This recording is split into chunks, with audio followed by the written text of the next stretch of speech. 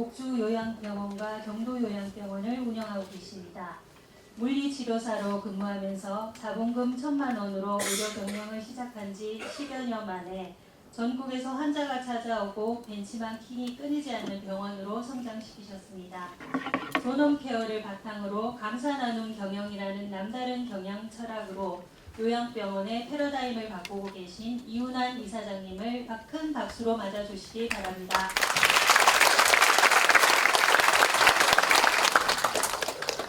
여기 도청에는 자주 이게 한 십수년 전부터 계속 이렇게 드나들었는데 이렇게 어떤 그 공부님들 앞에서 이렇게 마이크를 잡아본 거나 아주 처음이어서 굉장히 떨리고요. 사실은 그 제가 요양병원을 운영을 하다 보니까 요양병이라는 인식이 사회적으로는 굉장히 좋지가 않습니다. 요양병원이라 하면 우리가 언론에 많이 나와 있듯이 환자를 묶어놓고 기저귀를 채우고 환자의 인권을 마치 억압하는 듯이 이런 것들이 많이 언론에 나와 있고 사실 그런 병원이 있는 것도 사실입니다. 근데 그런 서비스를 이렇게 반대로 하자는 게 저희가 하는 존엄케어고요. 그리고 이런 서비스가 또 그냥 이루어지는 게 또 아니거든요. 그래서 그런 서비스를 할 수 있게 저희가 매일 5가지 감사를 쓰는 감사 나눔 경영을 도입했습니다. 이게 의료계에서는 저희가 전국에서 최초로 도입해서 성공을 하다 보니까 이 사례가 서울 아산병원을 통해 가지고 전국의 대학병원급의 종합병원으로 이렇게 퍼져나가게 된 거고요. 저희가 존엄케어를 제일 잘한다, 감사 나눔을 잘해서 더 잘한다는 어떤 사례를 보여드리기보다는 저희들이 이런 일을 하면서 겪었던 일들, 이런 일을 통해 가지고 저희 병원에서 만들었던 직원들의 긍정 문화 이런 것들이 이제 요새 많이 알려져서 외국에서도 많이 찾아오시고 저희 병원이 과연 이런 일들을 어떻게 할 수 있었는가 이 자체의 그 메커니즘이 뭔가에 대해서 사람들이 많은 궁금증을 가지게 됐습니다. 그게 이제 오늘 말씀드렸던 그런 사례고요. 짧은 시간 동안 부족하지만 간시 소개를 해드린 자리로 이해를 해주시면 되겠고요. 도청이 사실은 이렇게 안동으로 이전되면서 사실은 저희는 많이 편해졌습니다. 이 지역이 굉장히 많은 경제적인 활성화라든지 이런 것이 많이 잘 되고 있는 걸로 알고 있습니다. 그래서 도청을 이끌어가는 우리 여기 이제 고위 팀장님, 과장님, 국장님, 시장님 이런 분들하고 이렇게 연강된 자리에 불러주셔서 감사드리고요.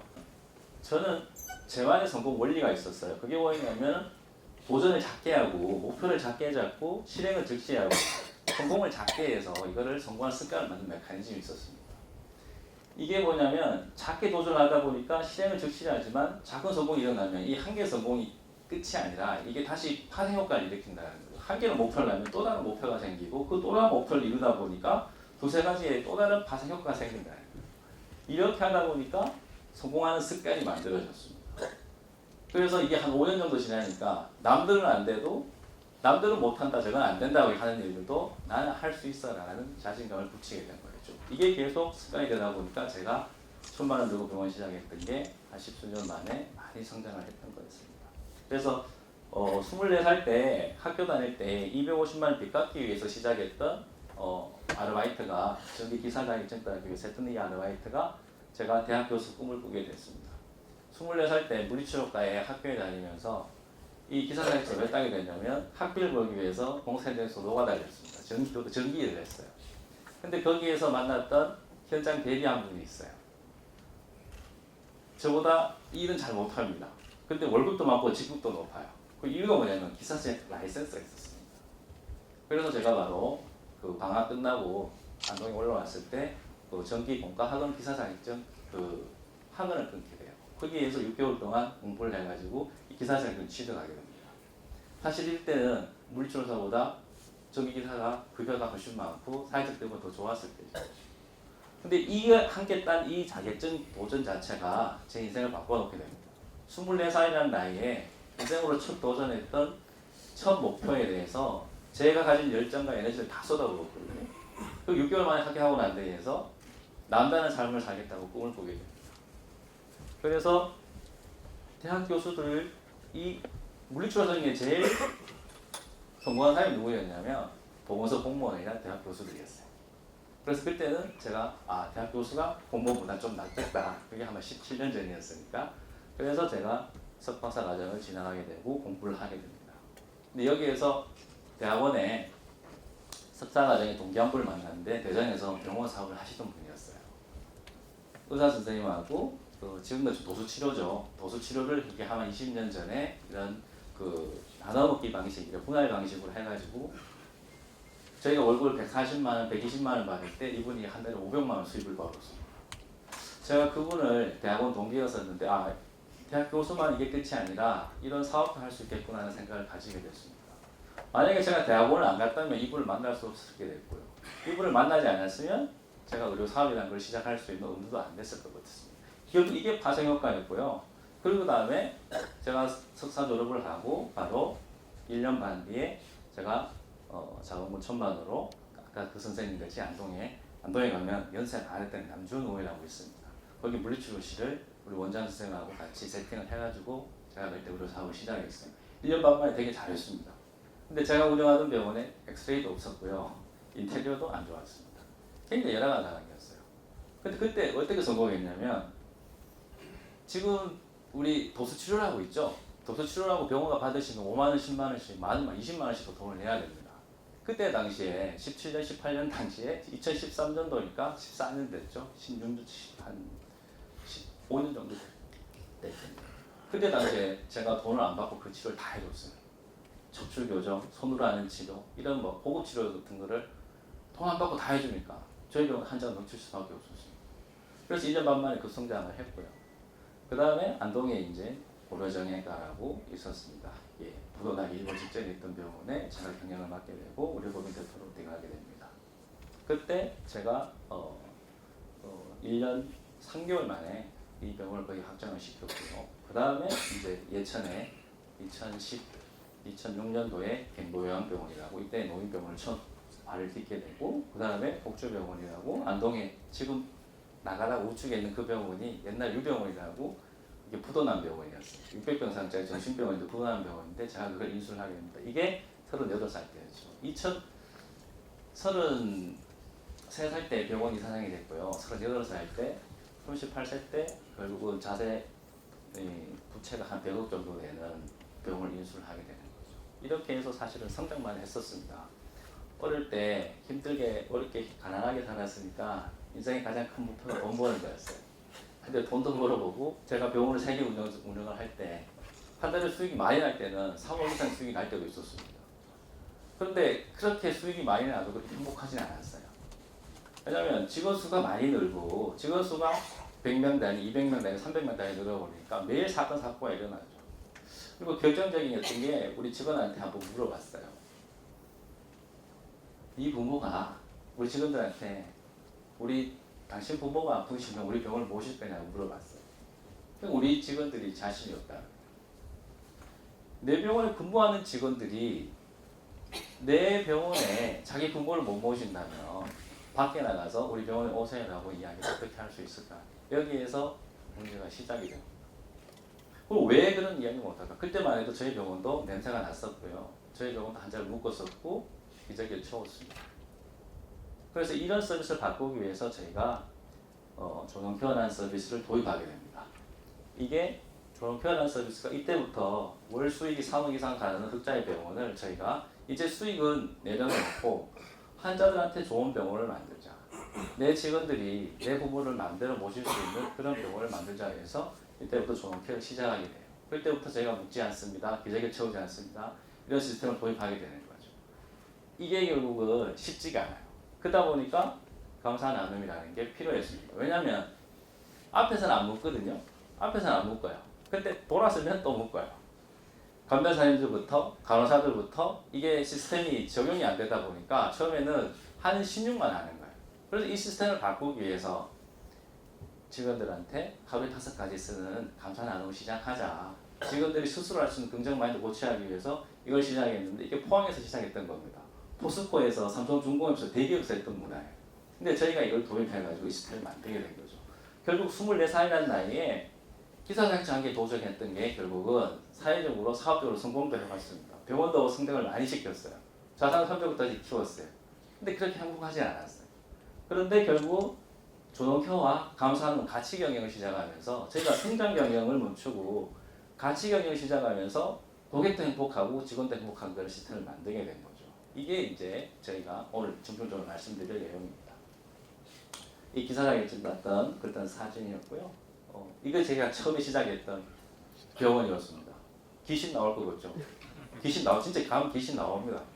근데 이 병원에서 이렇게 성공할 수밖에 없던 게 사실은 시스템이 잘 안 돼 있었어요. 근데 이런 것들을 결국은 차별화 전략으로 남들이 안 해주는 차별화 전략으로 해가지고 병원을 성장시켰고요. 이게 이제 옥동의 고려정형외과였는데 이것도 사실은 많이 힘든 병원이었죠. 일부 직전이었는데 저희가 경영을 맡으면서 석 달을 정상화를 시켰고요. 이게 예천의 경도요양병원입니다. 처음에 2005년도에 이게 돈이 없어가지고 이때는 80병상밖에 못했었어요. 근데 이거를 실질적으로 지금은 315병상까지 계속 확장하려고 해서 이제 계속 현재 규모를 갖추게 됐어요. 그다음에 이게 안동에 있는 지금 복주요양병원. 예전에 부도 났을 때 이렇게 임금 데모하고 막 이럴 때 사진이었고요. 이 건물 3개 중에 저희가 건물을 1차로 인수를 했습니다. 경매로 1차로. 경매로 1차로 인수를 한다는 게 이때 당시에는 사람들이 미쳤다고 그랬습니다. 왜냐하면 경매는 싸게 살려고 인수를 하는 건데 정상가에 샀거든요. 왜 그렇게 샀냐면 한 개, 두 개, 세 개 건물이 있는데 두 개 건물은 이번 달이 2차예요. 근데 한 개 건물이 다음 달이 2차예요. 그러면 당시만 해도 3차에 사는 게 상식적인 시장의 룰이었습니다. 근데 문제는 이 두 개 건물을 제가 2차 인수를 해버리면 다음 건물도 2차가 2차에 들어간다는 정보가 노출되죠. 그럴 때는 이 한 건물이 제게 된다는 보장이 없는 거예요. 그렇게 해서 경매 당일날 제가 이걸 1차로 인수를 하기로 결정하게 됩니다. 그래서 12억 정도를 더 투자를 했고요. 12억 정도 더 투자를 하다 보니까 그때 당시에 안동에 소문이 어땠냐면 제가 어리고 나이가 없고 돈도 없는데 과연 경매를 1차에 넣어서 돈도 못 낼 거다. 그래서 부도 나서 나갈 것이라는 소문이 자자했습니다. 그렇지만 아직까지 안 망하고 잘 있고요. 이게 12억 더 투자했던 게 결국은 평당 그때 50만 원의 가격을 저희가 32만 원에 살 수 있는 것을 평당 50만 원에 산 거죠. 근데 그 뒤로 제가 인수를 하고 난 다음에 저희 병원 앞에 지금 터미널이 이전되고 그 KTX 역사가 이제 그쪽으로 곧 들어옵니다. 근데 내년쯤 들어올 것 같아요. 이렇게 하면서 지가가 호가가 한 200만 원 정도 부른 것 같아요. 그러니까 병원 자산이라는 게 병원 수입이라는 게 병원이 이렇게 한금알을 낳는 거의 사업은 아니고요. 제가 인수를 하고 제가 지었던 건물들이 부동산가가 오르면서 자산 가치가 그렇게 오른 거에서 300억이 된 거지 병원 수익이 막 이렇게 크게 나와가지고 그게 재산이 이렇게 불리게 되는 그런 메커니즘은 아니었습니다. 결국은 운이 있는 사람은 뭘 해도 되고 운이 없는 사람은 뭘 해도 안 되고라는 적용이 여기에 붙는 거죠. 그래서 사실은 이때 당시만 해도 굉장히 리스크를 가졌지만 나중에 지나고 나니까 이게 굉장한 효과가 됐고요. 경도요양병원도 이 도청이 발표되기 전이었어요. 그때는 제가 땅을 7만 원 주고 샀습니다. 근데 지금 70만 원. 그러니까 또 될 사람도 되겠죠. 누가 또 그런 얘기를 많이 하고 하는 거죠. 근데 제가 나이가 어리고 뭐 학벌도 좋지 않고 뭐 여러 가지 가진 것도 없고 그런데 이렇게 나름대로 성장하게 된 동력이 있었어요. 그게 이런 저희 병원의 원장님, 제가 의사가 아니다 보니까 노무현 원장 하셨던 신현수 원장님이 법원에서 저하고 만났거든요. 조정위원도 오시고 제가 어려운 일 당했을 때 그게 인연이 돼서 지금까지 오고 이 옆에 계신 여자분은 우리 도청에 계신 분들 아실 거예요. 옛날에 윤호정 국장님이시라고 저하고는 개인적으로는 사동감이에요. 그래서 거기 퇴직하시고 저희 병원에 행정원장으로 지금 와 계십니다. 뭐 저희는 도에서 예산 받는 일이 없습니다. 도에 뭐 부탁할 일도 없고 예산 받아서 뭐 이렇게 간피하든지 이런 이해관계는 하나도 없습니다. 근데 예전에 있던 굉장히 이 두 분이 하는 역할이 뭐냐면 제가 나이가 어리잖아요. 근데 저희 병원 직원도 간병사 빼고 300명이 넘습니다. 간병사까지 합해보면 500명 같이 가야 돼요.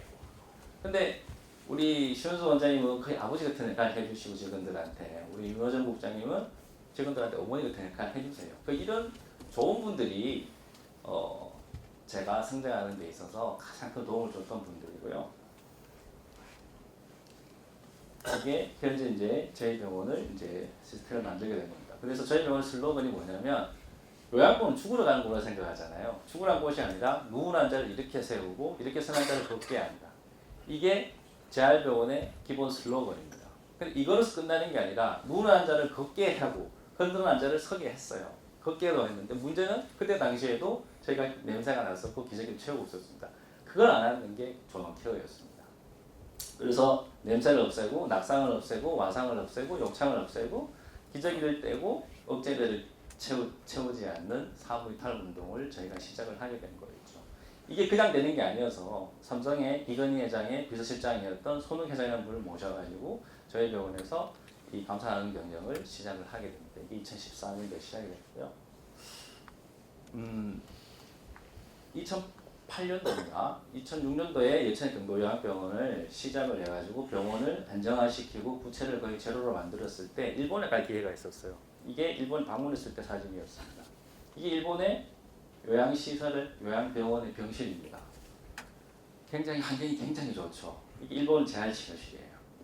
일본에는 요양병원에도 4인 실장 쓰지 않습니다. 간병보험이 다 돼 있고요. 냄새가 없어요. 환자도 안 묶어요. 기저귀도 안 채워요. 전도진도 다 들어가 있어요. 와 정말 좋다. 2008년 왔을 때 정말 좋다고 생각했는데 물어봤어요. 수가가 얼마냐? 수가가 3배였습니다. 저희 지금 한국 노인 의료에 환자 한 명당 수가가 200만 원 정도 됩니다. 일본은 600만 원 정도 돼요. 이게 3배 차이였어요. 근데 의사, 간호사 인건비는 어떠냐면 똑같습니다. 의사, 간호사 인건비는 똑같아요. 그럼 나머지 200만 원 돈을 가지고 대한민국에서는 노인병원을 이렇게 운영을 하는데 나머지 400만 원 수가가 어디 갔냐면 이런 환경과 서비스, 간병보험이 다 들어갔습니다. 일본은 간병보험이 되고요. 개호보험이라고 해서 한국은 아직 간병보험이 되지 않습니다. 이게 현실의 일본하고 우리나라의 차이에 한 차이를 두게 된 거죠. 까치머리에 저쪽에는 한자가 묶여있는 사진이고요. 요거는 변기 옆에 식사를 하죠. 하루 종일 침대상에 움직이지 않습니다. 현재 한국 노인 의료의 모습입니다. 냄새나고 불겨나고 나쁜 곳이라는 인식이 많죠. 일본도 개호보험 되기 전에 간병보험이 되기 전에 이거하고 똑같았어요. 일본도 저희하고 하나도 다르지 않았습니다. 근데 일본은 개호보험을 시작하면서 지금 20년 만에 전 세계에서 유명한 노인 의료의 천국이 됐습니다. 그래서 제가 복지부에 제가 노인병협회 기획위원장을 하다 보니까 줄기차게 복지부에다가 요양병을 자꾸 욕하지 말고 요양병원을 잘하게 나쁜 병 자꾸 욕하지 말고 잘하게 하려면 간병보험부터 해가지고 해야 된다고 주장을 해야 하는데 정책이 실질적으로 예산이 없다 보니까 이게 잘 되지 않습니다. 그래서 지금 지금 어르신들 모시고 계시면 병원에 가시면 병원비 내셔야 되고요. 간병비 따로 내셔야 돼요. 보험 하나도 안 돼요. 그래서 저희 병원에 4인 간병도 하고 5인 간병도 하고 6인 간병도 합니다. 이러면 기본 간병비 50만 원 이상이에요. 왜냐하면 환자 6분당 50만 원 간병비를 내야 300만 원 되거든요. 그럼 간병 3명 인건비가 되는 거예요. 이게 원가입니다. 그럼 병원비 70만 원에 50만 원, 120만 원 되죠. 근데 시골에서 농사 짓는 분이 120만 원씩 따박따박 낼 사람이 별로 있을까요? 그렇지 않습니다. 그래서 이런 시스템을 변화시키기 위해서는 간병 급여가 필요한 거예요. 저희 병원에서 2013년도에 일본에 가야 갔을 때 이런 상황에서 한국에서 이거는 불가능하겠다고 제가 돌아왔었어요. 그런데 2011년도에 한국에서 환자를 묶지 않습니다 한 병원이 있었습니다. 저희 병원 그 노인병 협회장 하셨던 창원의 희연병원 이사장님인데 진짜 환자를 묶지 않습니다라고 이야기를 해요. 2011년도에 뻥인 줄 알고 진짜 가봤습니다. 진짜 환자를 안 묶어요. 저희 병원보다 시설이 훨씬 못한데도 냄새도 안 나고 욕창도 안 생기고 기저귀도 안 생겨요. 이유가 뭐였냐 보니까 이 시스템을 일본에서 도입해가지고 시스템을 바꾼 거예요. 그래서 사실 이때만 해도 제가 저렇게 하겠다는 자신이 없었어요. 저분은 회장님이니까 특별한 분이 할 수 있겠지 했는데 1년 뒤에 이분이 조농케어라는 것을 상무이탈이라는 말로 풀어서 책을 써냈어요. 저하고 병을 똑같이 했던 분입니다. 지금 협회장이고 제가 지금 거의 기획위원장 하는데 이 책을 보니까 조농케어라는 말을 상무이탈이라는 말로 풀어놨어요. 그래서 이걸 우리가 이제 해봐야 되겠다. 왜? 이분도 하니까 내가 하겠다는 게 아니라 조금 더 쉽게 적용할 수 있는 메커니즘을 한 개씩 사무이탈 6개로 풀어가지고 한 개씩 적용해야 되는 생각을 한 거죠. 그렇게 해서 이걸 시작하게 된 거예요. 근데 이걸 하게 됐던 이유가 뭐냐면 이 책 400권을 사서 직원들한테 다 나눠줬습니다. 밤새도록 제가 이 책 2권을 읽고 나서 다음날 책 400권을 사서 직원들한테 다 나눠줬어요. 그래서 독후감 쓰라고 그랬습니다. 왜 독후감 쓰라고? 직원들 괴롭히려고 쓰는 게 아니라 이제 우리 병원이 추구해야 될理念과 가치에 대해서 직원들한테 공유하기 위해서 이 독후감을 받게 했습니다.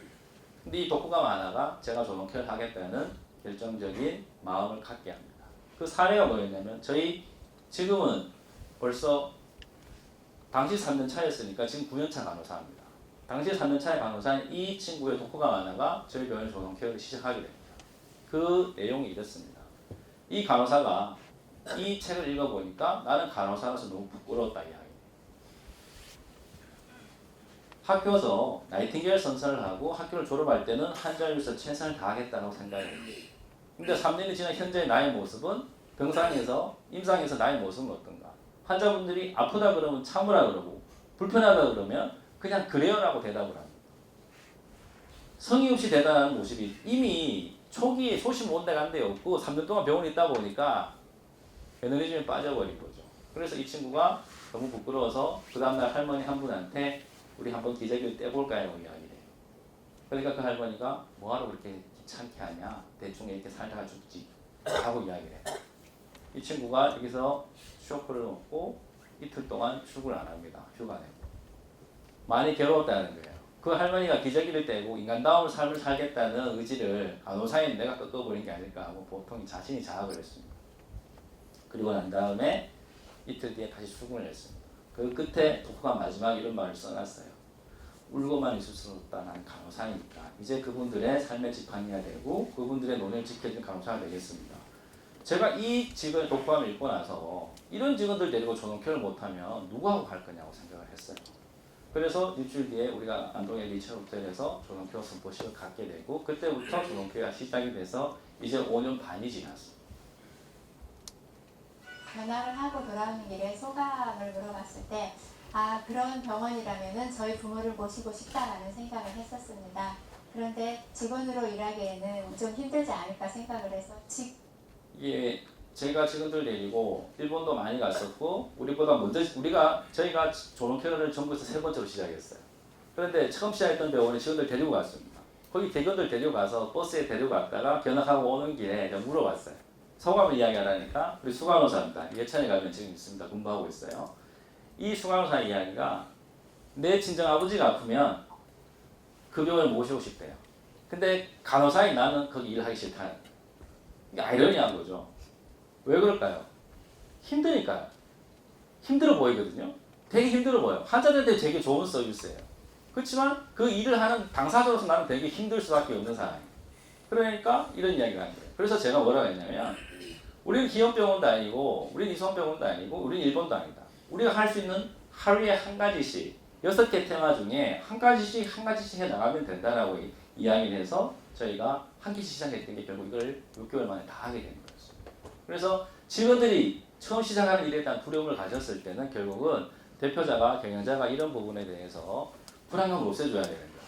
그래서 실패할 수도 있고 못할 수도 있고 하지만 우리는 이런 가치를 통해서 한 개씩 해나가자 있는 게 지금의 저희 병원 시스템을 만들었고요.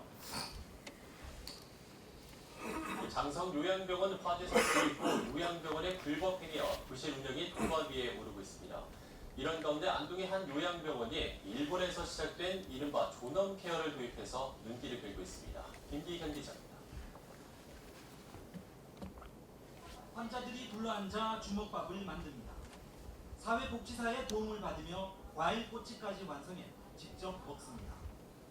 환자들이 침대에서 머무르는 시간을 최소화하기 위한 작업치료 프로그램입니다. 이래 와서 옷꽂이고 만들고 뭐 이렇게 그만에 뭐잘 새도 없고 참 재밌어요. 침대 위에 모비를 달아놓습니다. 환자의 주의를 끌어 손을 묶지 않고도 고추를 빼지 않도록 하기 위해서입니다. 부시로 빼시는 분들은 억제 손장갑을 하거나 그런 경우가 있는데 이런 모비를 하고 관심을 다른 데 유도함으로써 할머니가 안정감을 느끼는 효과를. 이 병원은 일본에서 시작된 존엄케어를 도입해 냄새, 욕창, 낙상, 억제제를 없애고 기저귀와 침대를 벗어나는 이른바 사무 이탈 운동을 추진하고 있습니다. 이게 그 장성 화재 사건 나온 다음에 요양병을 계속 비판받을 때 제가 안동에 여기 KBS 방송이 있으니까 시청자 위원회가 있었습니다. 기자들의 언론의 역할이 뭐냐? 높은 걸 비판하는 것도 맞지만 대안도 제시해야 될 거 아니냐? 그러면 요양병을 문제고 나쁘게 하는 것도 비판을 하되 앞으로 어떻게 해야 될 것인가 해서 대안 제시가 필요한데 그런 게 전혀 없다고 해서 저희 병원에 이게 취재돼서 이게 전국 뉴스까지 나왔습니다. 결국 이게 시사기획 창의란 프로에서 중앙에서 시사 전환돼서 저희 병원 시스템을 가지고 비판부터 하고 비판 보니까 70% 하더라고요. 비판은 80% 하고 좋은 건 20%가 안 되는 것 같아요. 결국 이렇게 해서 존엄 케어라는 게 처음으로 언론에 등장했던 영상이었고요. 저희가 냄새를 없애기 위해서 했던 방법이에요. 병원에 보통 입원하시면 일주일에 한 번 목욕을 시킵니다. 간병사님들이. 근데 한 번 목욕시킨다고 냄새가 안 나지 않습니다. 어떤 어르신들은 설사하시는 분도 있고요. 요실금 있는 분도 있어요. 이런 분들은 일주일에 2번, 3번 시켜야 돼요. 그럴 때 간병사 혼자 시키라 그러면 간병사들이 잘 안 합니다. 간호사도 꼭 네가 하라 그래요. 그래서 이런 것들을 같이 하게 만들기 위해서 간호사들이 2번, 3번 시킬 때는 간호사들이 도움을 주거나 이렇게 일촌들을 저희가 만들었어요. 저도 일촌이 있어요. 일촌들이 같이 도움을 주게 돼요. 일촌들이 노는 사람이 아니니까 병동에서 간호사들이 같이 만들게 되는 거죠. 결국은 혼자 할 수 있는 일을 협업 시스템을 만든 거예요. 이렇게 해서 같이 하는 문화를 만들었기 때문에 시스템을 만들었고요. 치유생사는 병원에 요양병원 왜 있냐면 치과도 없는데 구강 관리한다고 치유생사가 있어요. 근데 치유생사는 냄새, 구강 입냄새 못 세게 하는 게 아니에요. 중풍 환자들이 대다수가 삼킨 기능장애 먹는 거를 잘 못 먹습니다. 중풍이 오게 되면 연화 기능이 떨어져요. 삼키지 못하거든요. 이런 기능을 도와주는 게 치유생사 기능이 있어요. 근데 한국에는 치유생사가 수가에 반영되어 있지 않습니다. 일본에는 요양시설이나 요양병원에 반드시 있어요. 수가에 들어있기 때문에. 그래서 이런 인력을 많이 채용하다 보면 비용이 많이 들어갈 수밖에 없는 거죠. 그래서 전국에 1,500개 요양병원 중에 이런 치유생사 고용하는 병원이 5개가 안 돼요. 이게 이제 한국 노인으로의 현실인 거죠. 지금은 영실 및 체입변경 시간입니다. 그리고 아무리 추운 날씨에도 2시간마다 한 번씩 빼먹지 않는 것, 바로 환기를 위한 시간입니다.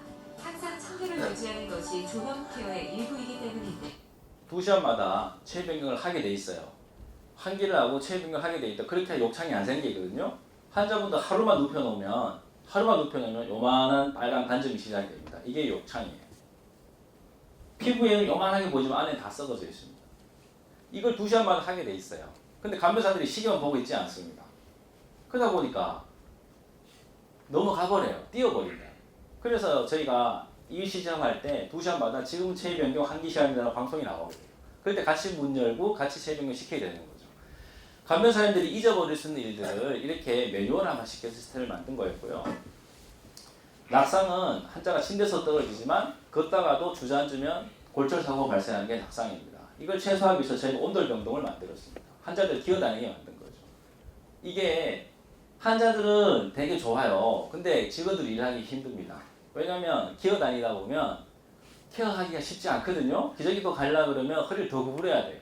근데 환자들은 기어다니면 팔다리 힘이 생기니까 되게 좋아요. 나중에 그거 말씀 다시 드려볼게요. 아침마다 모닝 케어라는 걸 해요. 아침마다 간호사들이, 저희 병원에는 아침마다 간호사들이 환자 피부 상태를 다 확인해요. 기저귀를 차고 있는데 발진이 생긴 건지, 건조해 있으면 오일을 발라드리고 습해져 있으면 파우더를 발라드려요. 이걸 왜 하냐면 이렇게 해서 이 간병사님들이 환자 케어를 제대로 하고 있는지를 저희가 아침마다 간호사들이 이렇게 말고 스캔하는 겁니다. 이런 관리를 통해 가지고 욕창도 발생할 수 있는 단계를 미리 적극적인 조치로 해서 막을 수 있었고요. 환자 케어 상태도 간병사님들하고 이렇게 처음에 오면 간병사님들이 잘 못한 경우가 많습니다. 이런 과정을 통해 가지고 환자 케어 시스템을 저희가 높인 거였고요. 누울마차 상할 상자예요. 누워있어 환자가 아파진다는 거예요. 제가 일요일날 병원에 와봤습니다. 일요일 병원에 오니까 처음에 환자들이 다 잠만 주무세요. 왜 잠만 주무시냐? 할 게 없거든요. 일요일날 물리치료사도 안 나와요. 작업치료사도 안 나와요. 간호사들도 근무자밖에 안 나와요. 나머지는 쉬어야죠. 그러니까 일요일도 공휴일로 환자들은 계속 잠만 잡니다. 근데 문제는 중풍 환자들이 이런 마비가 와 있는 환자들을 6개월 동안 잘 치료하면 일어서서 집에 가게 할 수 있거든요. 근데 이렇게 마비 왔던 환자들이 이렇게 다 펴지는데 6개월 정도 보통 소용이 돼요. 빠르면. 근데 3개월이 지났어요. 명절 연휴가 걸렸어요. 명절 동안 며칠 쉬니까 4일 쉬어버리죠.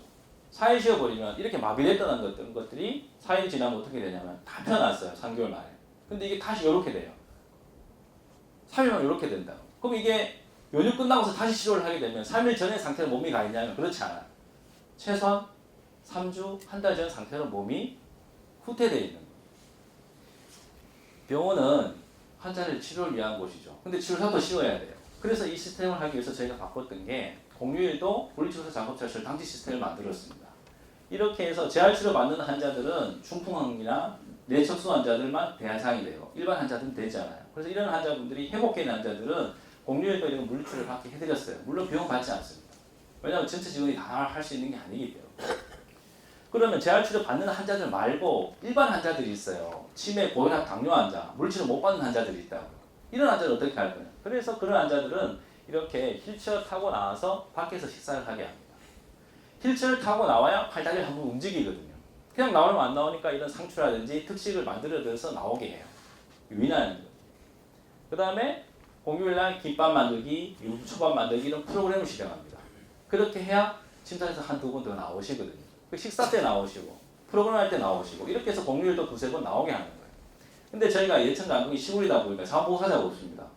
그래서 병원에 있는 교대 근무하는 근무자, 당직자들 다 제외하고 이런 프로그램에 다 투입됩니다. 저도 프로그램 한 3개월마다 한 번씩 들어가고 있어요. 이게 돈 제일 많이 들어가는 일인데 티는 별로 안 나요. 근데 환자들한테는 되게 좋은 프로그램이에요. 그래서 공휴일도 계속 누워 계시는 것보다 식사 때 나오시고 프로그램 통해서 계속 움직이게 만들어줄 시스템을 만들어주는 거죠. 억제대를 안 쓰기 위해서 했던 방법이에요. 이게 뭐냐면 환자를 병원 와서 왜 묶냐면요. 콧줄 빼고 묶어요. 콧줄 빼니까 묶어요. 소리 지른다고 묶어. 또 힘들게 한다고 묶어요. 이걸 안 찌기 위해서 했던 방법이 이렇게 환자분한테 손에다가 인형을 하나 지워줬어요. 손에다가 인형을 하나 딱 지워줘도 그때부터 콧줄을 안 빼요. 콧줄을 안 빼니까 이때부터 와 콧줄을 안 빼니까 모든 환자한테 손에다 인형을 다 지워주면 되겠네 이렇게 생각을 하는 거죠. 근데 손에 인형 지워준다고 모든 환자한테 콧줄을 안 빼지는 않습니다. 환자의 니즈가 다 다르거든요. 이렇게 바닥에 이불 깔아달라는 분이 있고요. 신문 보여달라는 분이 있고 음악 틀어달라는 분이 있어요. 그래서 환자의 니즈를 하나씩 찾아가지고 저희가 이걸 했던 겁니다. 아침에 원장님하고 저희가 그랜드 라운딩을 전 병동을 다 돕니다. 보는데 환자 한 분이 묶여져 있었어요. 묶인 이유가 뭐냐 그러니까 보통 중풍 환자들이 오시면 의식이 없는 환자들이 있어요. 의식이 없는 환자들은 피가 날 때까지 이걸 피부를 긁어요. 피가 나죠. 피가 나서 어쩔 수 없이 환자를 묶었다는 거예요. 그래서 이 환자를 안 묶기 위해서 어떤 방법을 써보자라고 했는데 다음날 우리 수간호사가 집에 아이들이 쓰는 손인형을 갖고 왔습니다. 그 인형에다가 장갑을 바느질 내갖고 이렇게 붙여놨어요. 손을 이렇게 끼워 놓으니까 콧줄 못 잡았다 아니죠. 긁어도 피부는 다치지 않죠. 이런 방법을 통해서 억제대를 하나둘 없앴던 게 6개월 만에 억제대가 저희 병원에 없어졌습니다. 지금도 저희 병원 오시면 억제대는 쓰지 않습니다. 혹시 병원 입원하실 때 이거 해보신 적 있으신가요? 이거 해보면 죽을 것 같아요.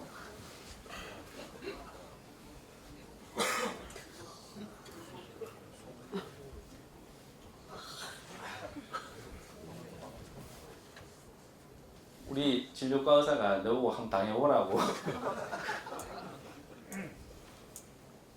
일본에 가면요. 일본의 요양병원과 요양시설에 입원을 하잖아요. 입원을 하면 콧줄을 이렇게 다 꼽아옵니다. 체험을 시켜진 거예요. 진짜 저도 이걸 맨날 환자분이 얼마나 힘들까 하는데 제가 직접 이걸 한번 해봤어요. 해보니까 진짜 목에 이만한 가시가 2개 걸린 느낌이에요. 죽을 것 같았어요. 그러니까 환자분들 자꾸 빼는 거예요. 괴롭고 힘드니까. 일본에 가면 이거 다 체험 다 시킵니다. 근데 한국에서 우리 병원에서 이거 직원들, 신규 직원들 체험시키면 인건비는 고발할 겁니다. 그래서 원하는 사람들만 이걸 하게 하는 건데 사실 되게 힘들어요. 그래서 환자분들이 소리 지르고 힘들고 치매 환자들이 난폭한 행동을 하는 거는 불안하기 때문입니다. 그래서 그게 안정될 때까지 기다려주는 게 필요한 거죠. 엉금엉금 기어가는 치매 할머니.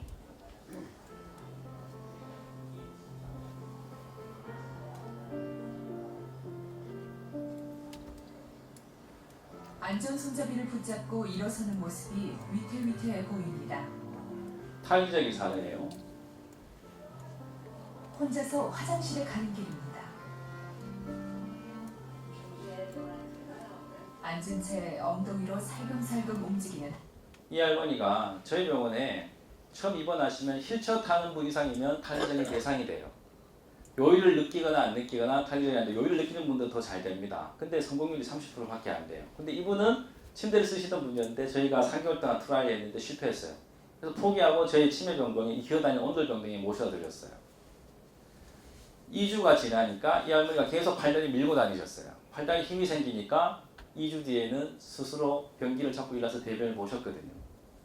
저희는 이 환자한테 한 게 아무것도 없습니다. 기어다닐 수 있는 환경만 제공해 드렸을 뿐이에요. 근데 스스로 기저귀를 떼고 스스로 생활을 하신 거예요. 기저귀라는 게 되게 중요합니다. 저희 병원에 처음 입원하시게 되면 기저귀 타기저귀 프로그램 평가를 해가지고 기저귀를 대상이 아닌지, 와상은 대상이 안 돼요. 누워있는 중환자분들은 이 대상이 안 되고 휠체어 타시는 분은 이 대상이 되기에 시도를 하는데 성공이 30%밖에 안 된 이유가 뭐냐면, 기저귀를 한 번 차신 분들은 요일을 못 느끼는 분들이 있어요. 생각지도 못한 게 나와버린다는 거예요. 이런 경우에는 잘 안 됩니다. 근데 눌까 말까 조금씩 실수하는 분들이 있어요. 이런 분들은 훈련을 잘 시키면 이렇게 뗄 수 있는 확률이 높습니다. 근데 이렇게 모시고 가서 대소변을 볼 수 있는 인력이 부족하죠. 그러니까 어떻게 할까요? 기저귀에 싸라고 이야기를 합니다. 근데 어르신들이 기저귀 한번 싸는 순간 나는 인간으로서 끝났다고 판단하세요. 그때부터는 치료에 대한 의지가 없어집니다. 이렇게 사는 뭐야? 빨리 죽어서 내 자식들한테 부담을 덜어줘야지. 이런 분들 치료 자체가 안 됩니다. 그래서 기저귀라는 건 함부로 채우는 게 아니고요. 저희가 양쪽 병원에 지금 환자 700명이 있는데 저희 병원의 침대를 자동 침대로 다 바꿨습니다. 이유가 뭐였냐면요. 저희 병원의 첫 번째 가치가 고객의 이익이에요. 두 번째가 직원의 이익이에요. 세 번째가 병원의 이익입니다. 이걸 바꿨던 이유는요. 이걸 700개를 바꾸면서 간병사님이 식사 때보다 이게 손으로 돌리는 것들을 없애버렸어요. 그러니까 시간이 확보가 되죠. 시간 확보 동안 환자 서비스 질을 높일 수 있는 시간이 확보가 되니까 서비스 질이 올라가요. 예천에 인구가 옛날에 4만이었어요. 도청 오기 전까지. 이제 5만 좀 넘었어요. 근데 예천에 100밖에 안 되는 인구 중에서 저희가 예천에 있는데 대기 환자가 걸립니다. 저희 병원 자리 없어요. 저희 병원 들어오시려면 대기 걸고 들어오셔야 돼요. 예전에 저희가 80만 원밖에 못 받았는데 지금 정상 비용을 다 내고도 이 시골 병원에 대기 환자가 걸리는 이유는 결국은 서비스 질이 향상되니까 간병사님들의 만족도가 올라가고요. 간병사 퇴장률이 떨어졌고 직원들 만족도가 올라가요. 그게 서비스 질 향상으로 이어졌고 저희 병원에는 이거 다 바꾸는데 비용이 한 3억 들어갔습니다. 대신에 대기 환자 걸리니까 공실률이 없죠.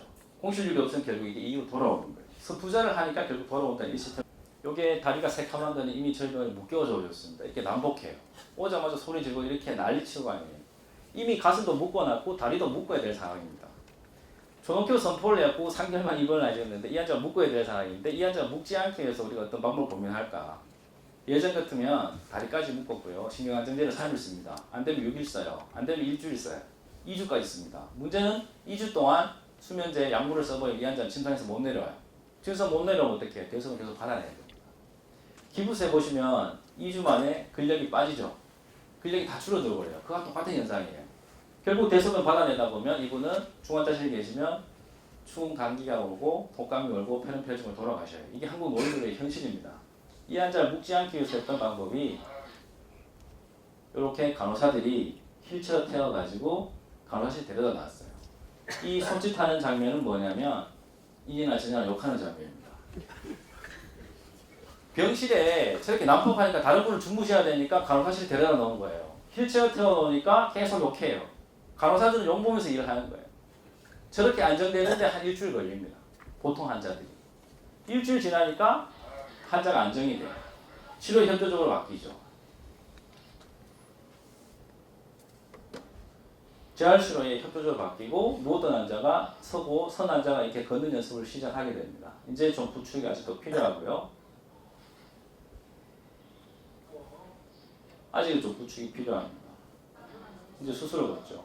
요양병원은 다 죽으러 가는 병원이 아니고요. 이런 제안을 통해서 빨리 집으로 보내주는 게 제일 좋고 그렇지 않으면 집고 가다가 같은 환경을 제공하는 게 좋은 케이스 서비스예요. 이 환자 영상 하나에 사무위탄이 다 들어있어요. 이 환자 묵지 않았거든요. 기저귀 채우지 않았어요. 욕창도 없었고요. 낙상도 없었고 냄새도 없었습니다. 이 영상 하나가 우리 직원들한테 우리도 할 수 있다는 자신감을 불러줬어요. 일본에서도 힘들고 간병보험도 안 되는 한국에서 조동케어를 과연 이 시골에서 우리가 할 수 있을까라는 굉장히 큰 불안이 있었을 때 이 영상 하나가 우리도 할 수 있다는 자신감을 불러주게 된 거죠. 이게 간호 기록입니다. 난리도 아니에요. 이게 정상이 되고 저게 할머니들이에요. 컸다가 줄어들어요. 애들은 어떨까요?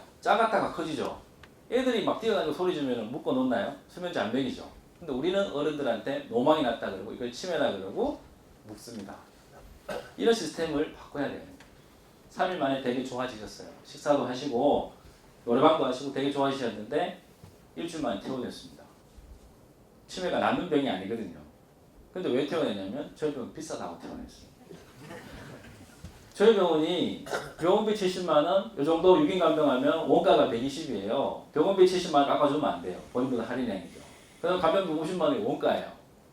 근데 이때만 이게 3년 반 전의 영상이었습니다. 이때만 당시도 저희가 이 금액을 다 못 받을 때였어요. 시작한 지 얼마 안 돼요. 그래서 저희도 간병비 적자가 20만, 30만원 받는 것 같아요. 90만 정도 받는 것 같아요. 근데 우리 안동의 인근에 30만짜리 병원이 있었어요. 3분의 1 가격이에요. 그걸로 환자 가버립니다. 저희는 6대1 간병이잖아요. 거기는 간병사가 없어요. 환자 60명에 간병사가 없으니까 간병사 2명 이렇게 있습니다. 20대1 이렇게 되어버려요. 그러니까 묶어둘 수밖에 없는 거죠. 밤에 묶어놓고 아침에 와서 기저귀 갈아줍니다. 밤에 묶어놓고 아침에 풀어줘요. 이런 일이 왜 생길까요? 이 환자분이 결국은 6개월도 안 되셔서 그 병원에서 욕창으로 사망을 하셨습니다. 제가 이 영상 가지고 복지부에 있는 우리 많은 분들한테 이야기합니다. 돈 있는 사람은 좋은 병원 가고 돈 없는 사람은 나쁜 병원 가고 이런 사회적 불평등 구조를 정부에서 지금 예산이 없다는 이유로 간병 보험을 못하면서 방치하는 결과다. 결국은 간병 보험이 안 되니까 간병 인력 규정이 없어요. 그러니까 오로지 보호자가 돈 많이 낼 수 있는 사람은 간병인을 쓰는 거고 저소득층은 간병인 못 쓰니까 간병사가 없는 곳에 가서 환자 인권이라는 건 없어지는 거예요. 이게 현재 노인병원을 가지고 있는 문제죠. 이걸 국가에서 해결해야 되는 거예요. 지금 대학병원에 2인실, 3인실, 차입병실로 지금 다 보험, 문케어라는 이름으로 보험 다 해줬습니다. 대학병원에 2인실, 3인실, 차입병실로 내면 되죠. 그게 급한 게 아니라 이 저소득층한테 돈 없어서 간병비 못 내서 방치되어 있는 환자들 간병보부터 해줘야 된다고 계속 줄기차게 이야기하지만 안 먹힙니다. 정부에서도 많은 병원수로 벤치마킹을 오고 복지부에서도 뭐 실장님들, 국장님들 다 오시라 하는데 복지부에서 왔다만 갑니다. 왔다 가서 변한 게 없어요. 국회에서도 오시고 이게 왜 확대가 안 되냐면 저희가 이거 시작하면서 수익이 4억 났다 그랬잖아요. 이거 시작하면서 수익이 2억으로 줄어버렸습니다. 왜냐하면 간병비를 다 못 받는 상황에서 방마다 간병사 한 명을 다 서비스 하다 보니까 인력을 많이 들어갈 수밖에 없어요. 간병 적자가 1억씩 났습니다. 그러니까 다른 병원에서는 이걸 못하는 거예요. 왜냐하면 병원 사업하시는 분들이 나쁜 사람들이 아니라 기본적으로 수익을 추구해야 되는데 수익이 안 나서 내 돈을 투자를 해야 되는데 그 자체가 힘든 거죠. 그래서 이게 국가에서 재정적으로 보험을, 건강보험을 해줘야 된다는 거고요. 이걸 가능하게 했던 게 감사나눔이었어요. 직원들이 존엄케어한다고 6개월 지나니까 이제 퇴사하기 시작합니다. 우리 병원은 왜 안 묶어야 됩니까? 우리 왜 기저귀 안 치워야 돼요? 직원들이 나가기 시작했어요. 우리 병원 말고 먼저 시작했던 병원도 다 그랬습니다. 이걸 어떻게 극복하지? 이걸 어떻게 극복해? 이게 이 책 한 권으로 또 시작이 됩니다. 삼성중공업의 서병수 반장의 이야기였어요. 자기 딸아이가 이렇게 다리가 짧습니다. 소아마비를 가지고 있는 장애를 가진 딸아이가 있어요. 이 아이 3명을 엄마가 키웠어요. 근데 남편은 대기업 다닌다고 돈 좀 번다고 맨날 술 먹고 늦게 들어와요. 그러니까 사이가 안 좋죠. 근데 삼성중공업에서 포스코에서 했던 하루에 5가지 감사를 매일 쓰다 보니까 자기가 아내와 아이한테 미안한 걸 발견하게 돼요. 가장으로서 너무 죄송했던 걸 발견하게 되고 와이프와 애한테 계속 하루에 5가지 감사를 쓰고 100가지 감사를 이 아이한테 써주게 됩니다. 그랬더니 이 아이가 100가지, 아빠가 쓴 100가지 감사에 다 깔아서 요걸 씁니다. 13번째, 다리만 불편하게 놔줘서 감사합니다. 이렇게 쓴 거예요. 제가 이 책을 누구한테 선물 받았거든요. 그래서 이 책을 읽어보고 장애를 가진 아이가 아버지한테 다리만 불편하게 놔줘서 감사합니다를 쓰는데 이게 과연 가능한 일인가? 이게 존중 배려의 감사의 문화였던 거예요. 그래서 제가 이 책을 400권 사갖고 뭐 했을까요? 직원들한테 돈 안 놔줬습니다. 또 독감 쓰라 그랬어요. 그리고 우리 가감 사업들이 조동케어는 하겠는데 감사는 못 하겠다는 거예요. 감사하고 병원하고 뭔 상관이 있냐. 그래서 제가 감사 시험을 했습니다. 감사합니다 그러니까 밥에 곰팡이 안 쓸어요. 일주일 지나요. 끝에 보면 중고합니다 그러니까 곰팡이가 쓸어요. 양파도 감사합니까? 잘 자라요. 중화합니까? 안 자라요. 이게 뭐냐면 양자물리학에서 얘기하기는 파동에너지라는 거죠. 눈에 보이지 않지만 에너지 전달된다는 거예요. 그래서 이걸 제가 직원들한테 하루에 5가지 감사를 병원에도 쓰지 말고 나한테도 쓰지 말고 누구한테 써요? 네가 제일 소중하게 생각하는 가족들과 소중한 사람들의 5가지 감사를 매일 써보라 그랬습니다. 그럼 이런 좋은 에너지가 전달될 거니까. 한겨울 써보고 하기 싫으면 때려치우라고 그랬습니다. 근데 지금 5년 지났는데도 다 90% 이상 잘 쓰고 있습니다. 그래서 선행과 독서토론과 5가지 감사를 매일 쓰는 거죠. 사실 오늘 이 말씀을 드리려고 여기에 온 거였고요. 우리 간호부장이 머리를 깎입니다. 환자. 머리 깎이는 게 쉽지 않죠? 간호부장이 간호해야지 왜 환자 머리 깎입니까? 이것도 선행이고요. 간부공창기 정도 선행이에요. 한 달에 책 2번 읽으라고 하는데 2번 못 읽습니다. 그래서 감사신문 구입해가지고 같이 쓰게 했고요. 5가지 감사를 개인적으로 씁니다. 그래서 제가 다음 카페에다가 하루에 5감사를 여기 매일 쓰면 제가 댓글 다 달아줬습니다. 카페에다가. 직원들 400명이나 댓글을 매일 달아주는데 하루에 한 3시간 걸립니다. 6개월 동안 진짜 눈알 빠진 줄 알았어요. 그래서 직원들 400명 이름 다 외웠습니다. 1년차 간호사들 제가 이름 못 외웠습니다. 치료사들 1년차 애들 정말 못 외웠죠. 옛날 같으면 누가 누군지도 몰라요. 간호사인지 조무사인지. 이게 존중 배려의 문화가 시작이 되는 거예요. 여기에 감사를 쓰다 보니 이거 읽어보면 이 친구가 어디에서 자랐고 백감사 되게 다 남아있거든요. 부모님 백감사 되게 올리거든요. 그럼 5감사에 어제 누구 때문에 한 달 동안 힘들었다고 제가 아침에 회진 갔을 때 누구 때문에 힘들었지 고생했다는 이야기를 해줘요. 이름 불러주고. 또 어디가 맛집에 갔어요. 도청 옆에 어디 맛집 쭈꾸미집 마셨다고 하면 거기는 맛있었어? 얼마야? 라고 물어줘. 이런 게 이게 없을 때는 커뮤니티 소통이 안 되는 거죠. 이게 양방향 소통이 가능해진 거예요. 간부들과 일반 직원들 간에 대표자와 간부들 간에 양방향 소통이 일어나는 거고 관심을 가지게 되는 게 결국은 저희 병원의 이런 문화를 가지고 오게 된 거죠. 저희 병원이 이렇게 불을 이렇게 착 해놨어요. 이게 제가 우리 제 책 나오기 전에 우리 직원들한테 입사하면 읽게 하던 책 3가지입니다. 인생에 반성을 해라. 6.25 갑시다는 인생에 대한 계획을 잡아라. 하루 1%는 실천해라 이거든요. 6.25 갑시다 김성호 회장님이 지금 약사로 시작해서 시가 2조 원대인 메가스터디 회장까지 부회장까지 하셨죠. 저 이분 되게 존경하는데 제가 이 책 100페이지 읽었을 때 했던 일이 바로 이거였습니다. 이분은 약국에 오는 분들한테 상담 테이블 다 설치했어요. 그래서 저는 우리 병원에 보니까 환자들은 다 서서 이야기하고 보호자도 서서 이야기하는데 직원도 다 앉아 있어요. 그래서 저렇게 의자 사가지고 30개 다 세팅이었습니다. 책 100페이지 읽었을 때. 200페이지 읽었을 때 저희 병원에 이 약국에서 불을 밝혀서 80년도에 불을 환하게 해서 사람들한테 불을 밝혀줬어요. 6.1 약국에서. 우리 병원에도 이 책 1페이지 읽고 나서 이게 밤에 조명 설치 1억 5천만 들여서 조명 설치 다 했습니다. 이거 한다고 해서 환자가 오지 않습니다. 그런데 안동에서 서울에서 안동에서 버스 타고 오시면 터미널 딱 지나면 터미널 도착하기 전에 저희 병원 지나게 돼 있어요. 안동 분들이 이 불빛을 보고 저희 병원 불빛을 보고 안동에 왔다라고 판단을 하신다는 거예요. 이게 이미지 메이킹이죠. 제가 말씀드린 건 실행을 말씀드리는 거고요. 책 수백 개 읽어도 실행하지 않으면 남의 지식일 뿐이지 내 지식이 안 된다는 거고. 저는 조농케어도 책으로 시작했고 감사도 책으로 시작했어요. 그렇게 해서 저희 병원 이런 문화를 만들었기 때문에 책을 하는 거는 실질적으로 많이 읽는 게 중요한 게 아니라 그걸 내 거 하는 게 자기 하는 게 필요했던 겁니다. 독서 토론도 저희가 직접 진행을 다 했습니다. 의사들하고 진행을 했고 우리 부서에도 진행했는데 독서 토론한테 우리 직원들한테 목표를 작게 잡고 연 단위, 주 단위, 월 단위까지 목표를 작게 잡아버렸죠. 130km 나가는 거구였습니다.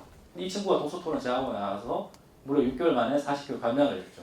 28년 동안 다이어트 실패했던 친구예요. 독서 토론이라는 것은 지식을 나누는 게 아니라 서로에 대한 공헌과 경험을 나누는 자리였습니다. 존중 배려의 자리였고요. 저희 병원은 백감사 쓰기를 합니다. 이 백감사를 쓰니까 이 아버지하고 화해를 했습니다. 무슨 소리냐면 이 딸하고 우리 저희 병기 실장님이었는데 아버지하고 사이가 안 좋아요. 옛날 어른들이 딸이라고 공부를 안 시켜줘요. 그러니까 아버지하고 40년 동안 사이가 안 좋았습니다. 아버지가 사이가 안 좋다 보니까 별로 안 좋죠. 근데 저희가 어버이날 때면 백감사를 써오면 케이크하고 꽃바구니하고 배달을 해드려요, 집으로.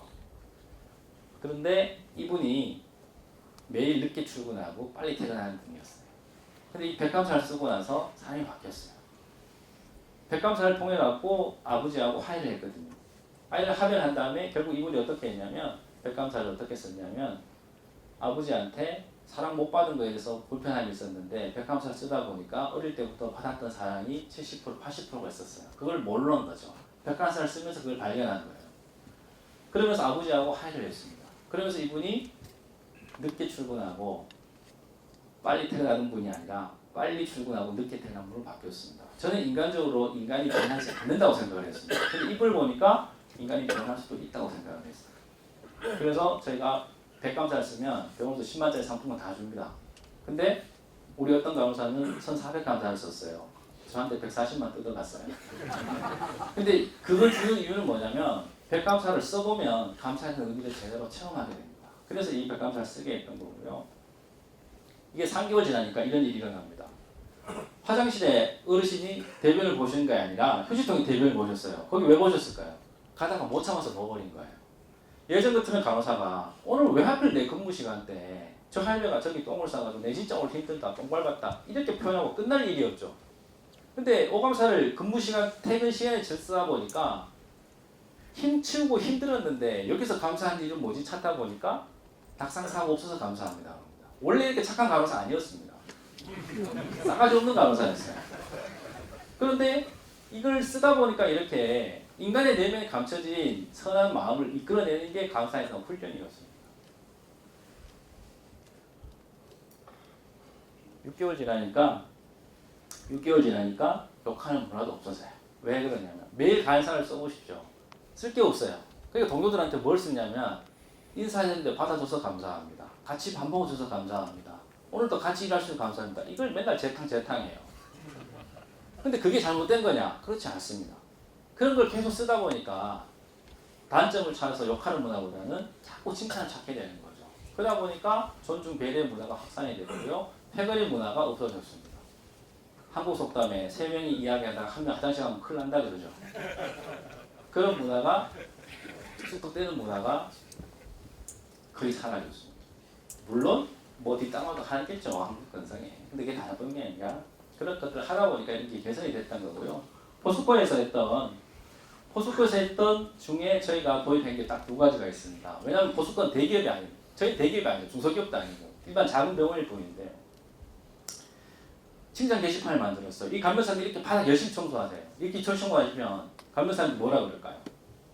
옆방의 간병사들이 간병사님 너 정말 착하다. 선행한다고 이렇게 이야기할까요? 간병사님인데 간병 안 하고 이렇게 청소하세요. 선행을 하는 건데 옆방 간병사들이 뭐라 그러냐면 말 그대로 표현해 볼게요. 누구한테 잘 보이려고 저지랄 뻗어놓? 이렇게 이야기하시는 거예요. 이분은 선행을 하시는데 잘하는 걸 잘한다 이야기를 해야 되는데 이게 비판의 문화가 있어요. 직원들이 선행을 하는데 남 눈치를 봐야 돼요. 그래서 이런 게시판을 만들어서 사진 찍어서 사연을 올리면 저희가 돈을 3만씩 줍니다. 돈 3만 준다고 부자 내지 않아요. 이거 가지고 콜라 사놓고 치킨 사먹고 피자 사먹고 간식 사먹는 거예요. 결국 이런 것들을 확대하기 위해서 하는 건데 이러니까 이런 사례들이 막 올라오는 거예요. 처녀 간호사가 환자분 식사 못하신다고 호박죽 지가 써왔어요. 이 우리 병원의 의사분은 이렇게 상주까지 인종을 옛날 어른들은 꼭 집에서 돌아가셔야 되는 분들이 있습니다. 나는 객사하기 싫어. 집에 가 죽어야 돼. 이런 분들 때문에 이 간호사가 앰뷸런스 타고 가다 보면 앰뷸런스 돌아가시는 경우가 있어요. 그래서 간호사 내지는 의사 선생님이 앰뷸런스 타고 직접 집까지 모셔다 드려서 중간에 상주 가다가 문경이 들려서 문경제일병원에서 응급상황이 터져가지고 문경제일병원에서 산소통까지 본인이 도체 다 해가지고 갔다 왔어요. 의사들이 월급 더 준다고 이런 일 하지 않습니다. 이게 조직 문화가 변화해서 일어나는 거고요. 마지막 말씀드릴 펀드라는 게 있어요. 직원들이 1,000원, 5,000원, 포수고는 급여 1%를 다 뗍니다. 완전히 떼오는데 저희 병원은 중소기업도 아니어서 급여 1% 떼면 직원들 난리 납니다. 그래서 1,000원 이상 1% 이하에 자율적으로 돈을 내게 합니다. 그래서 그 돈을 어디 쓰냐면 예를 들어 한 병원당 125만 원을 만들어요. 이번 달에 125만 원을 걷었어요. 그럼 병원에서 다시 125만 원 기부금을 다시 내요. 매칭이 되죠. 근데 직원들이 냈던 돈은 이렇게 환자들을 위해서 쓰여지게 돼요. 환자들 중에 독거노인도 있고요. 보호자도 있는데 안 찾아온 분들 많습니다. 1년간도 안 찾아온 분들이 있어요. 그분들 간식비가 없어서 바나나 사먹을 돈도 없고 옆에 분들은 맨날 사고 누가 찾아와요. 요플러도 사와, 바나나도 사와. 근데 1년간 안 찾아온 분들은 그런 비용조차 없습니다. 그래서 직원들이 냈던 돈은 이런 환자들을 위해서 쓰여지고요. 병원에서 냈던 돈 어디 쓰냐면 연천 감동의 지역사회 기초생활 수급자 중에 어려운 가정들이 있습니다. 그런 가정들 한 가족씩 도와주는 거예요. 김천에 있는 분들이었습니다. 김천에 있는 베트남 사람이었어요. 배태호관 씨라고 지금 이분이 사연이 그렇습니다. 한국에 시집 와서 첫째, 둘째를 낳았어요. 근데 이 둘째를 놓자마자 남편이 친정에 갔다 오라 그래요. 친정에 간 사이에 가출 신고를 냅니다. 무국적자가 되어버려요. 제가 토요일 날 좀 몸이 아파서 집에 있는데 이 동행이라는 프로를 보게 됐어요. 여기에 나왔던 사람이에요. 제가 왜 관심을 가졌냐면 이 병원이 김천에 있는 병원이었는데 요양병원이었어요. 요양병원 식당에 근무하는 병원. 그 병원이 그때 당시 사원장도 조사를 받던 병원이었어요. 없어질 병원이었죠. 그래서 이 사람들이 직장이 곧 없어질 거니까 우리 병원 데려와가지고 우리 병원 식당 일을 하게 하고 아파트 얻어주려고 했습니다. 그렇게 쓰려고 했는데 이분이 김천을 못 떠나요. 그래서 이렇게 여기 와 계셔버린 거죠. 그래서 저희가 여기에 집을 얻어드렸고요. 이 집을 통해 가지고 저희가 지금 4년 반 동안 월세를 지원하고 있습니다. 현재까지 얘들이 커서 스스로 돈을 벌 수 있을 때까지 그렇게 규정을 했고요. 이게 저희 병원의 이론하는 간사 외국 펀드였습니다. 이호는 예전에 풍량이 사는 아이예요. 저렇게 애가 쓰질 못합니다. 얘한테 필요한 게 이런 특수일체가 필요해요. 특수일체 이게 얼마냐면 400만 원 합니다. 기초생활 4인 가정에 125만 원 한 달에 나옵니다. 400만 원짜리 특수일체요 구입을 못하죠. 그래서 저희 감사펀드에서 2호 펀드로 해서 저희가 이걸 지원해 드렸어요. 한 번으로 끝나냐? 그렇지 않습니다. 애가 자라면 아내를 또 바꿔줘야 돼요. 그래서 저희가 많은 가족 후원하지는 않습니다. 한 가정이라도 제대로 자립될 수 있을까지 그때 후원을 하는 거죠. 안동에 있는 와룡에 있는 지체장애 가진 아이들이 이렇게 살고 있었습니다. 그래서 이 집을 저희가 이렇게 고쳐줬었고요. 여기에 반찬 봉사나 이런 것도 하게 되면서 얘들이 이제 직장까지 가지고 이제 졸업을 했어요. 유일하게 우리 감사파드 8가족 중에 작년에 졸업을 했던 가족이었습니다. 경북 상주에서 월급 13만 원을 받으며 15년 동안 중노동에 시달린 이광길 씨 기억하십니까? 그 후로 한 달이 지나 이 TV에서 많이 보셨죠? 이 상주도에 나왔죠. 저희 병원에 이런 거 하고 있습니다. 이게 5번째 가족이었고요. 환자분들께 델리바리 하는 거죠. 요즘은 원룸에다가 월급도 받고 해가지고 잘 먹고 잘 삽니다. 근데 왜 거기서 그런 생각을 했는지 이해가 됩니다. 깨가 많아요. 굉장히 이렇게 교육을 못 받아서 그렇지 머리는 비상하고 굉장히 재치도 있어요. 그런데 조금 게으릅니다.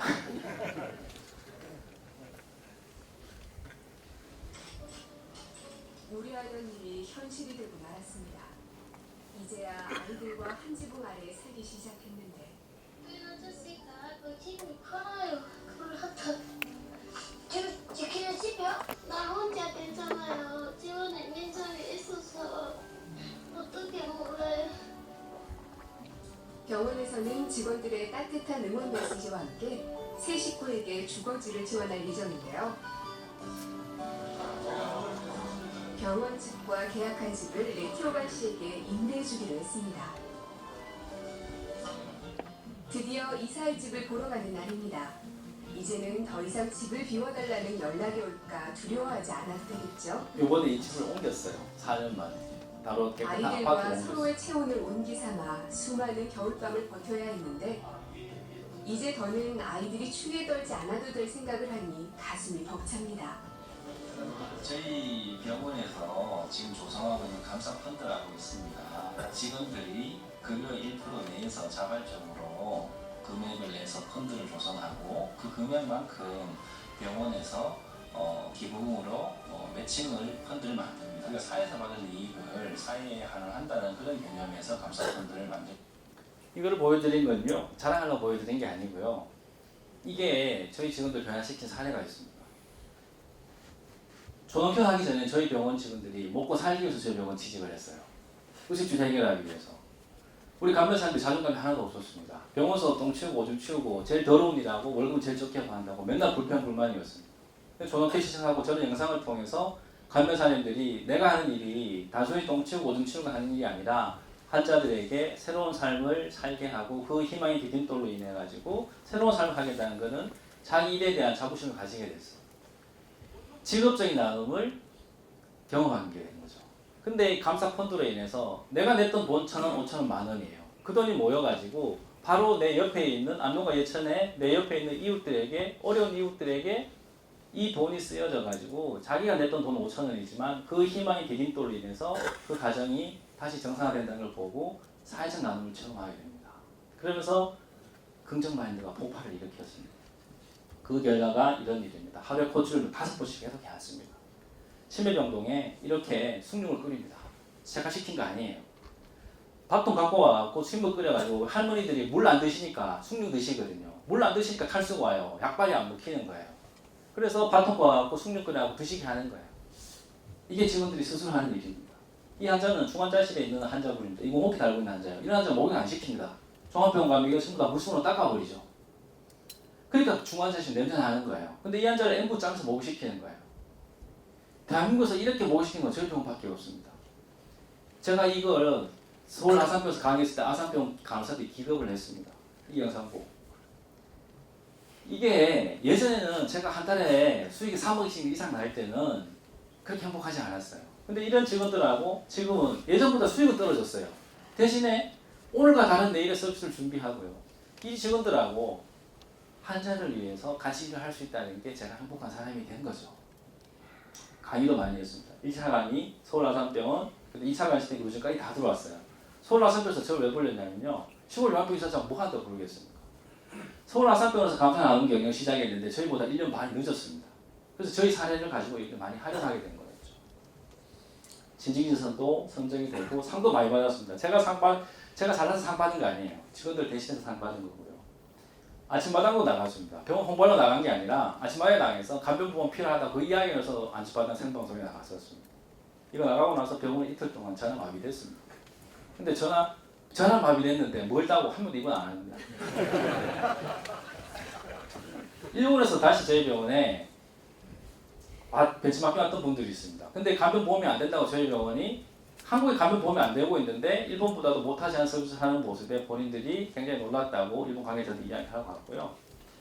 저희 병원에 안동에 프리미엄 병동이 있습니다. 완전 호텔같이 만들었습니다. 이건 서울에 단 하나밖에 없습니다. 이 건물은 완전 호텔같이 만들어놨어요. 평당 700만 들어서 이걸 일을 해놨어요. 이게 서울 딱 하나인데 지방이 이거 왜 만들었냐면요. 호텔같이 만들어놨는 이유가 뭐냐면 지금도 저희 치료실에 간병보험이 되지 않아서 간병 못 되는 분들이 많습니다. 이 병실 만들면 이 병실 14개에는 차이 병실료가 있어요. 서울같이 똑같은 시스템 만들어놓고 서울에 반값 받아요. 그래서 이 병실료를 받아가지고 지금 간병 적자나는 부분, 간병비 다 못 내는 저소득 환자분들의 간병비를 보존하고 있습니다. 국가에서 재정이 없어서 간병보험을 못하니까 저희가 30억 투자해가지고 이런 수익 모델을 만들었고 여기서 나온 수익을 가지고 다시 저층의 병동의 간병을 저희가 커버를 하는 겁니다. 그렇게 해서 이 시스템을 만들었고요. 비쌉니다. 근데 있는 사람 뺏어가지고 없는 사람 유지한 게 아니라요. 서울보다 더 특별한 서비스를 해드리고 이 수익을 다시 세퍼레이트하자는 이런 개념에서 만들었고요. 이 책은 저희 병원에 일과 이걸 다 나눠져 있습니다. 제가 사실 삼성이나 이런 데 강의 가면 강연비 되게 많이 받습니다. 근데 그거 더 많이 받아서 어떻게 하는 건 아니고 우리 강사분들 다 기부하고요. 이 책이 꼭 사서 보십시오. 사서 보시면 이 책의 인쇄도 제가 사회복지운동 모금에 제 인쇄 다 기부돼서 우리 강사분들로 다 기부가 됩니다. 근데 이 책을 쓴 이유가 있습니다. 이 책을 통해서 어린 놈이 유명해지라고 책 쓴 거 아니고요. 이 책을 통해서 감사하는 문화가 알려지면서 감사펀드에 동참하는 기업들이 있습니다. 만약에 안동 예천에서 10개 기업 4개 동참을 하면요. 저희가 지금 8가족 도와주고 있거든요. 80가족을 도와줄 수 있어요. 그럼 안동과 예천에서 웬만한 어려운 환자분 아닌 이 어려운 분들 도와줄 수 있죠.